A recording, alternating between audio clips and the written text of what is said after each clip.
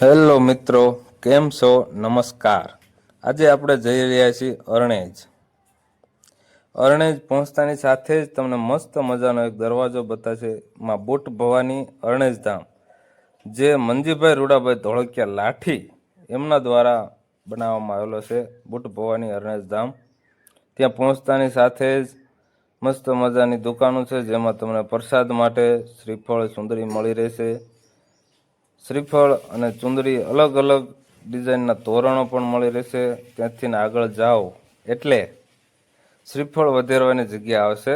ત્યાં બધા લોકો શ્રીફળ વધેરે છે અને પ્રસાદી પણ લેવાની હોય છે ત્યાં આગળ.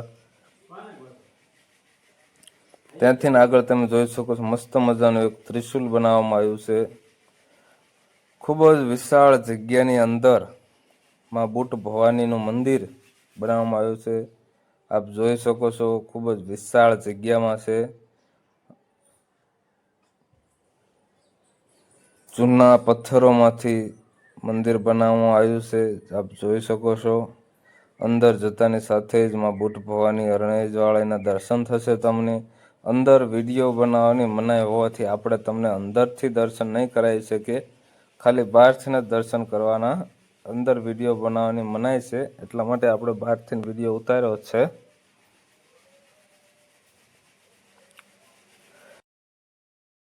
તો મિત્રો, આ છે બુટ ભવાની માતાજીનું મંદિર અને આ મંદિરનો બહારનો ભાગ છે. સરસ મજાનું મંદિર બનાવવામાં આવેલું છે. અને હા મિત્રો, આ મંદિર રાજકોટ અમદાવાદ હાઈવે ઉપર બગોદરાની બાજુમાં તારાપુર રોડ ઉપર અંદાજિત 8 થી 10 કિલોમીટર હાલશો એટલે આ મંદિર આવશે. અને હા મિત્રો, તમે અમારો આખો વિડીયો જોયો હોય તો છેલ્લે કોમેન્ટમાં જય બુટ ભવાનીમાં લખી દેજો. થેન્ક યુ, આભાર.